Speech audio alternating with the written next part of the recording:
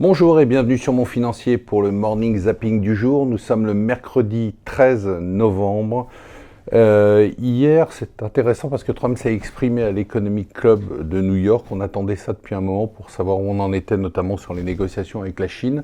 Bon, en gros, ça avance. Selon lui, China is dying to make a deal. Donc la Chine vraiment rêve de faire un deal très rapidement. On en serait à chercher la localisation de la signature entre Trump et Xi Jinping. Ça devait être au Chili, mais compte tenu des troubles, on a laissé tomber. Trump a proposé les États-Unis, la Chine a refusé. On parle maintenant de l'Europe ou de l'Asie, évidemment. Donc Trump a quand même menacé en disant bah, attendez, nous, c'est pas fait encore, et puis si les Chinois n'acceptent pas, on va remonter les droits de douane. Enfin, c'est assez classique. Mais on semble près d'un accord. Plus intéressant, c'est son argument, là. C'est après, il a attaqué les élections. Et puis, en gros, il dit, écoutez, c'est simple, avec moi, la bourse est montée de 40%, les impôts ont baissé, l'économie a connu un cycle économique n'a jamais connu historiquement.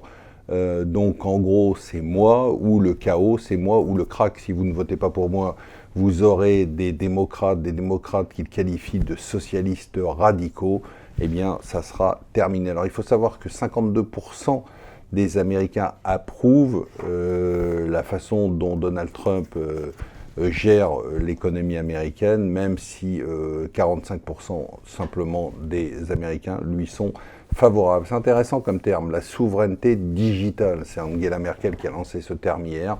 Elle se réveille un peu tard, hein, comme l'Europe qui est déjà totalement broyée entre les États-Unis et la Chine, mais Angela Merkel dit tiens, il faudrait peut-être reprendre le contrôle de nos data, les data qui sont dans le cloud des grands de la Silicon Valley, un peu tard. À gauche, tout en Espagne, donc on a un accord entre le Parti Socialiste et Podemos.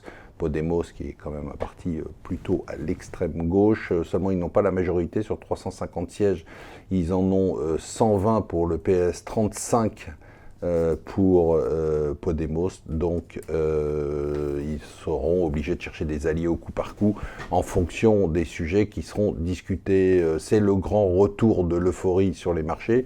Vous le savez, les marchés sont au plus haut, mais la Bank of America nous dit que non seulement c'est l'euphorie, mais en plus les investisseurs reviennent massivement vers les actions avec une hausse de 20% du stock d'actions détenues par les actionnaires institutionnels. Très intéressant, alors c'est un peu technique mais c'est intéressant ce que fait Xavier Niel sur Iliad. En fait il lance une OPRA. Qu'est-ce que c'est qu'une OPRA? C'est une offre publique de rachat d'actions. En fait c'est une société qui rachète ses propres titres grâce à sa trésorerie en proposant une prime par rapport au cours. Alors pourquoi ils font ça? Ils font ça parce qu'ils trouvent que le cours est trop bas. Et ils ont de l'argent, ils ont de la trésorerie, ils se disent que finalement, plutôt que de l'investir dans une autre société, autant de l'investir dans nos propres actions. C'est un win-win parce que de toute façon, ça permet de reluer, parce que ces actions, une fois achetées, sont détruites et les actionnaires qui n'ont pas apporté à l'offre sont relués. Donc c'est un win-win parce que ça fait monter le cours d'abord, bien évidemment. Là, il y a une prime de 38% par rapport à la moyenne des 3 derniers mois. Et d'autre part, ça permet aux actionnaires historiques de se reluer, en premier lieu Xavier Niel.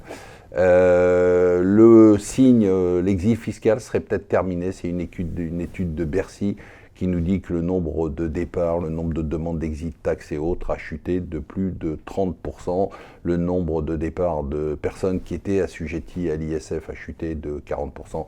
Tout ça grâce à la suppression de l'ISF, bien évidemment, et au prélèvement forfaitaire unique. Voilà, je vous souhaite une excellente journée.